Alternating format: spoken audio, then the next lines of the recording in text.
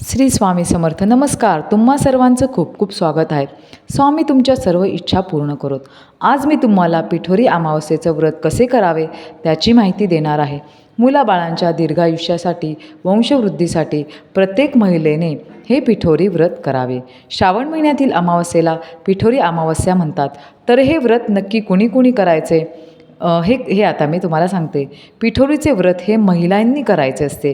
आईने आपल्या मुलाबाळांसाठी करतात. तर तुम्हाला वाटेल की प्रत्येक आई ही महिला असते. पण महिला मी असे का म्हटले ते मी सांगते. काही स्त्रियांच्या बाबतीत असे घडते की बाळ हे पोटात असतानाच जाते. काही स्त्रियांची अबॉर्शन होतात. काही स्त्रियांमध्ये त्यांच्या पतीमध्ये काही दोष नसतात, परंतु त्यांना संतान प्राप्ती झालेली नसते.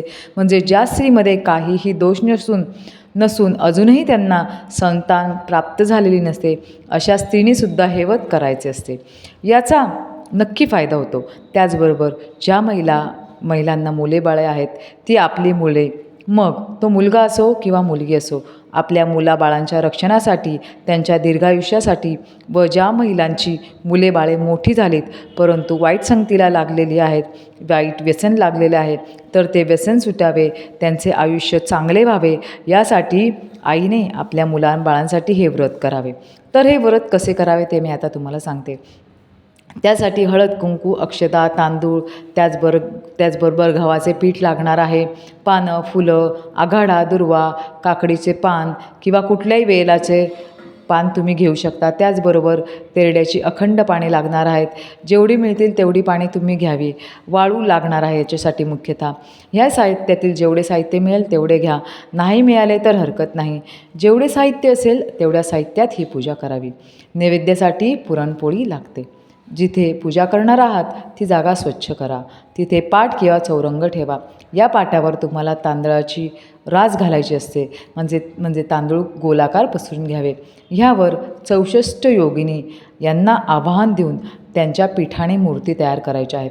ज्यांना एवढ्या 64 मूर्ती तयार करणे शक्य होणार नाही, त्यांनी 64 योगिनीचा कागद मिळतो. म्हणजे आपण जसे श्रावण महिन्यात ज्योतीचं फोटो आणतो, आपल्या घरात आणला जातो, त्याच पद्धतीने 64 योगिनी देवतांचा फोटो मिळतो. म्हणजे एक प्रकारचा कागद मिळतो. तो तुम्हाला देवाचे तिथे सामान मिळते, देवाच्या पूजेचे सामान मिळते, त्या दुकानात मिळून जाईल.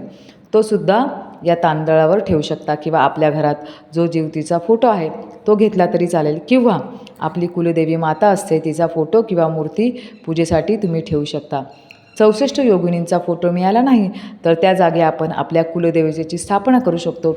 देवीची स्थापना झाल्यावर हळद कुंकू व्हावे, अक्षदा व्हाव्यात, फुलांचा हार घालू शकता किंवा फुले वाहिली तरी चालतील.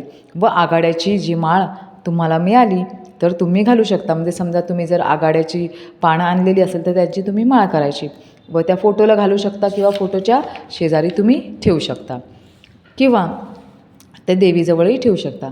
108 मण्यांचं कापसाचं वस्त्र तुम्ही वापरायचं आहे.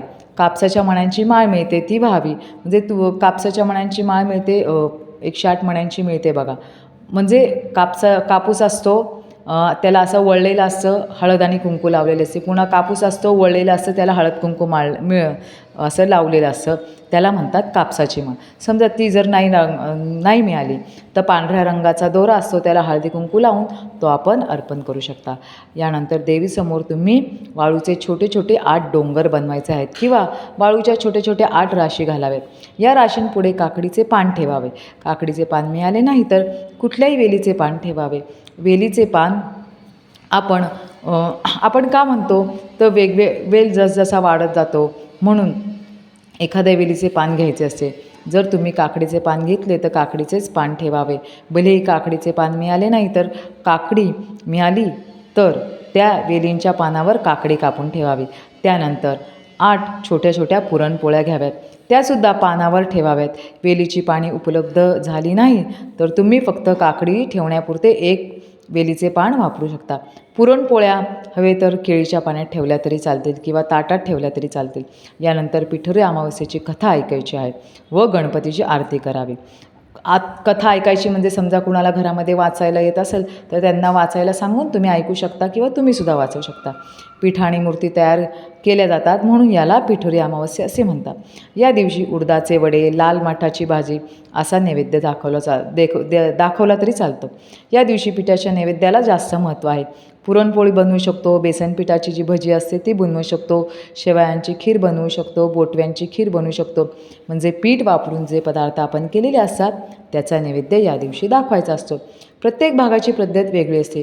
काही जण पिठोरीचे व्रत न करता जिवतीचे पूजन केलेले असते. त्या जिवतीच्याच फोटोचं पूजा करतात. तर काही ठिकाणी कसं असतं, जिवतीच्या फोटोचा विसर्जनाचा हा दिवस असतो. काही ठिकाणी या जिवतीच्या व्रताचे उद्यापन केले जाते. काही ठिकाणी बैलपोळ्याचा सण साजरा केला जातो. काही जणांकडे हे व्रत करत नसतील, पण तुम्हाला इच्छा आहे तर आपल्या मुलाबाळांचे रक्षण व्हावे किंवा त्यांचं कल्याण व्हावं, हे जर तुम्हाला असं वाटत असेल तर ह्या पद्धतीने तुम्ही पूजा करू शकता. पूजा झाल्यावर एक महत्त्वाचे काम करावे. ज्यांना मुले आहेत त्यांनी करावे. तुम्ही ज्या पुरणपोळ्या केलेल्या आहेत किंवा जो काही नैवेद्य केलेला आहे तो आपल्या हातात घ्यायचा. आपल्याला बसायला एक बसकर घ्यावे किंवा आसन घ्यावे. समजा तुमच्या मुलीचं लग्न झालेलं असेल, त्या नसल्या तर मुलगी नसली तरी चालेल, ठीक. जी मुले आहेत त्यांच्याबरोबर उभे राहून नाही, बसून हा उपाय करायचा आहे. आईने पुरणपोळ्यांचे किंवा प्रसादाचे ताट हातात घ्यायचे, बसावे व आईच्या मागे जेवढी मुले असतील, म्हणजे आपली जी मुले असतील त्यांना उभे करावे. आईने एक शब्द म्हणायचा, अतिथी कोण आहे? तर असे विचारल्यावर जो पाठीमागे आपली मुले आहेत त्यांनी काय करायचं, आपली नावे सांगायची व ते ताट आईच्या हातातून घ्यायचे. त्या ताटातील पदार्थ म्हणजे पुरणपोळी असो किंवा जो काही तुम्ही नैवेद्य बनवलेला असेल तो प्रसाद म्हणून मुलांनी खायचा आहे. तो प्रसाद खाल्ल्याने काय होतं, देवीचा आशीर्वाद मुलाबाळांना मिळतो व 64 योगिनी देवी त्यांना सुखाचा व दीर्घायुष्याचा आशीर्वाद देते अशी मान्यता आहे. तर ज्यांना शक्य होईल त्यांनी हे पिठोरी देवीचे व्रत करू शकता व पिठोरीची कथा ऐका. या पूजेची उत्तर पूजा कशी करायची, तर अमावस्येच्याच दिवशी संध्याकाळी पूजा उचलायची असते. पूजेची जी वाळू आहे ती वाहत्या पाण्यात सोडावी. प्रसाद तुम्ही मुंग्यांना किंवा पक्ष्यांना खाऊ घालू शकता किंवा समजा झाकलेला असेल तर तुम्हीसुद्धा तो प्रसाद म्हणून खाऊ शकता.